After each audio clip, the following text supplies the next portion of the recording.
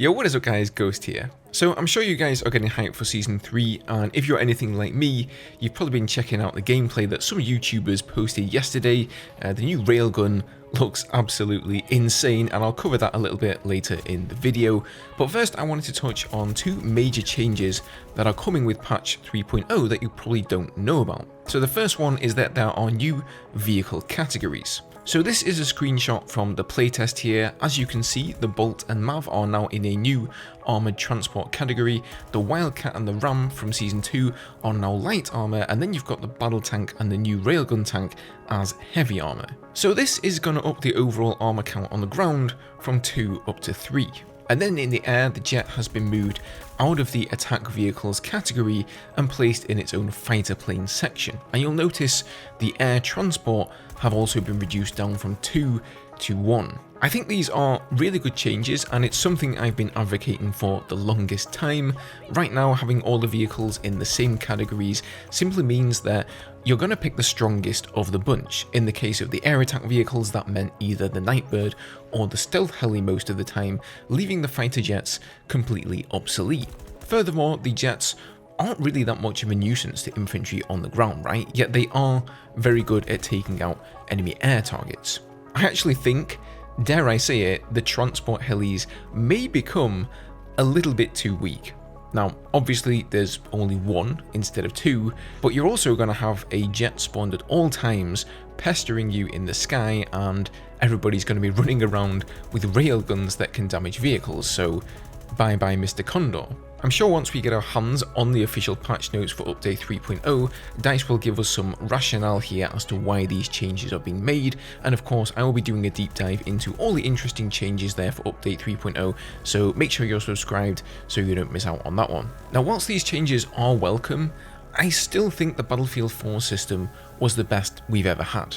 Single spawns for each individual vehicle in the game, giving each one value of its own even if it isn't the most powerful one, and allowing the game to be balanced on a map by map basis. I know we most likely will never see those changes for Battlefield 2042, but I hope they are seriously considering going back to this system for the next game. Now, the second big thing here, 3D spotting. Yep, it sounds like it's actually making a return. So it was first introduced in Bad Company, and this has been a staple of the franchise up until it was removed in Battlefield 5. Now, I didn't really play Battlefield 5 to tell you the truth, but from what I understand, it was removed to make the game a little more authentic, more realistic, so you could properly flank and whatnot without being spotted all the time through walls.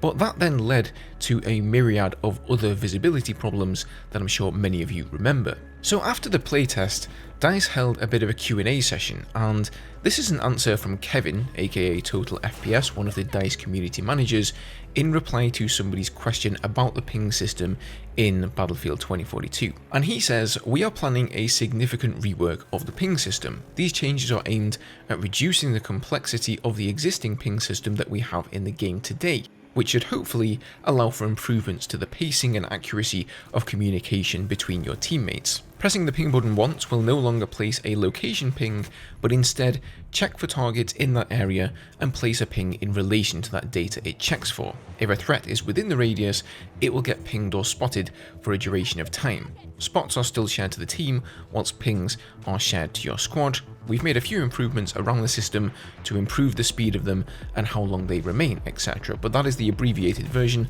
of the update note for 3.0. So as he says here, the ping system isn't really very good currently in Battlefield 2042. If you aren't aiming directly at an enemy, like literally with your red dot on him, instead of pinging the threat, you usually end up placing a location marker and looking like a total plonker.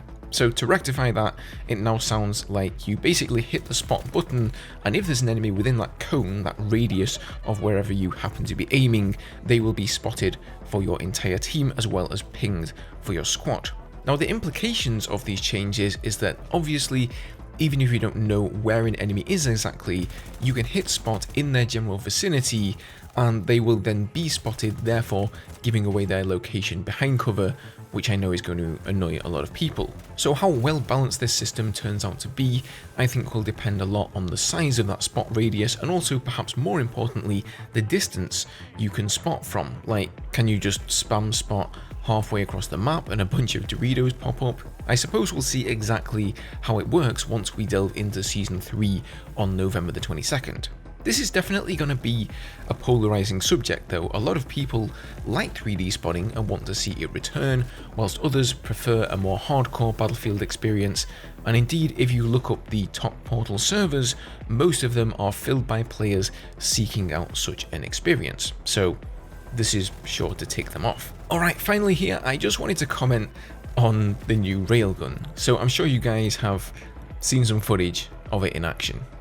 I recommend checking out Jack's channel for that. Unfortunately, I didn't get invited, so I don't have any footage of my own, but if you go check my Twitter and check my top tweet there, you'll see exactly what I'm talking about. This thing looks absolutely insane. As I predicted, it looks to be a hit scan weapon, or if it isn't, the velocity is that fast that it basically is.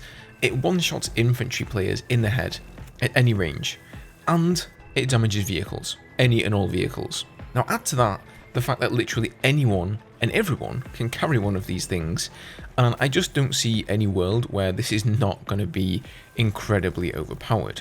Now I'm not usually one to jump to conclusions on new weapons without having tried them myself, but just go and look at Jack's footage and tell me I'm wrong.